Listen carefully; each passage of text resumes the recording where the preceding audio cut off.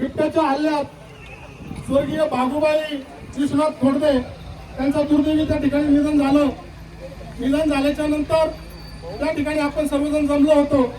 घटनास्थळी वन विभागाचे लोक आले, पोलीस डिपार्टमेंट पण आलं. त्यांना आपण विनंती केली की साहेब आम्ही वन विभागाला गेली 5-6 वर्षापासून पत्रव्यवहार करतो आहोत की आमच्या परिसरामध्ये मोठ्या प्रमाणात बिबट्या आहेत, आपण यांचा बंदोबस्त करा. परंतु वेळोवेळी पत्रव्यवहार करून सुद्धा त्यांनी दखल घेतली नाही, पिंजरे लावले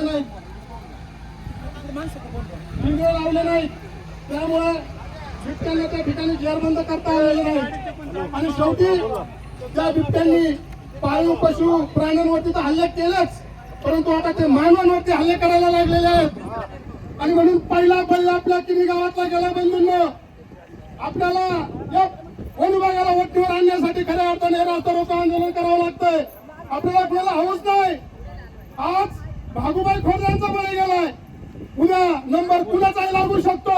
आणि म्हणून कुठेतरी या वन विभागाचं नाक दाबण्यासाठी आपण या नॅशनल हायवेवरती आंदोलन करायला आलेलो आहोत. आमची या वन विभागाला विनंती आहे की या परिसरामध्ये कमीत कमी 20-25 बिबटे असण्याची शक्यता आहे. ही सर्व बिबटे आपण त्या ठिकाणी बेशुद्ध करून जेरबंद करावेत. आपल्या ज्या काही ट्रँग्युलर एक्सपर्टच्या टीम आहेत त्या टीम आमच्या गावामध्ये मुक्कामी ठेवाव्यात आणि त्यांच्या माध्यमातून रात्रंदिवस शोध मोहीम घेऊन हे सर्व बिबटे त्या ठिकाणी बेशुद्ध करून जेरबंद करून अभयारण्यामध्ये किंवा वनतारामध्ये पाठवावेत. त्याशिवाय आम्हाला त्या ठिकाणी जगता येणार नाही. आमची मुलं 3-3, 4-4 किलोमीटर अंतरावरून शाळांमध्ये जातात. आमच्याकडे रस्ते नीट नाही आहेत.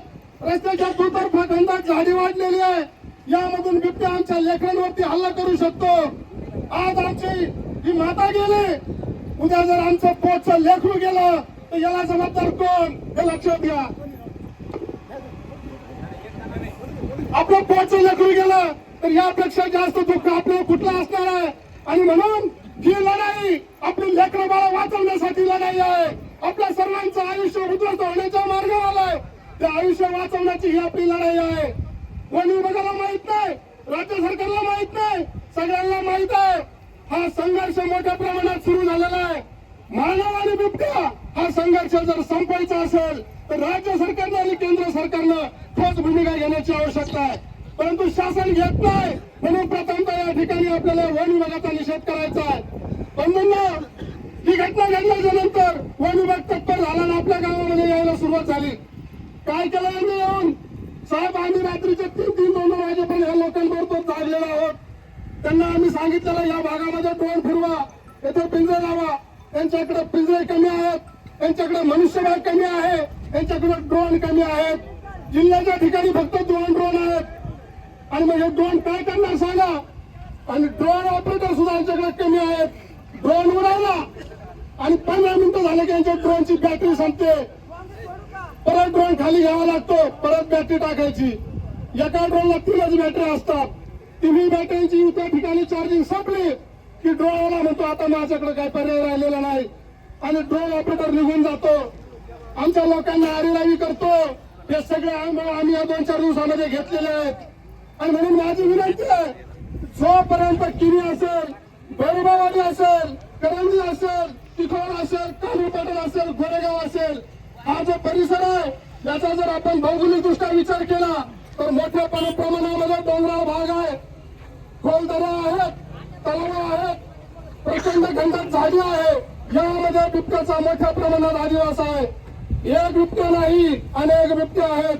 आज रोजी तुम्ही पाहू शकता गोरेगावमध्ये या ठिकाणी एक मादी 3 पिल्लांचं आहे. किनीमध्ये सुद्धा एक मादी 3 पिल्लांचं आहे.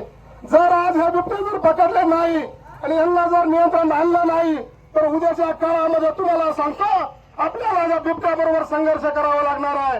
आपल्या सर्व लोकांची जीव त्या ठिकाणी धोक्यामध्ये येणार आहेत. म्हणून माझी वन विभागाला विनंती आणि पोलीस प्रशासनाला विनंती आहे, तुम्ही आमचे बांधव आहात, तुम्ही आमचा दुश्मन नाही. हा गावातला शेतकरी आहे, हा काम करतो, कष्ट करतो, आपल्या काळाची सेवा करतो, त्याच्यातून पिकवतो आणि म्हणून तुम्ही 2 वेळचं जेवण जेवून त्या ठिकाणी आपलं कर्तव्य बजावता. आणि आज हा शेतकरी जगाचा पोशिंदा जो तुम्हाला पोटभर जेवण देतो तो जर संकटात असेल तर तुम्ही आम्हाला साथ दिली पाहिजे.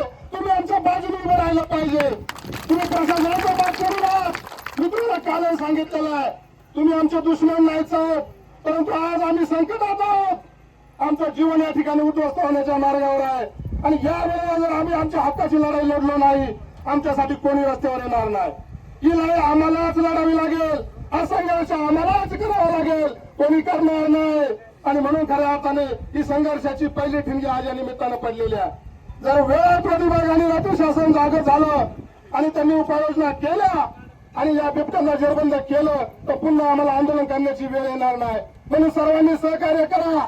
या बाबतीमध्ये अनेक आपल्याला राजकीय नेत्यांनी सुद्धा सहकार्य केलं.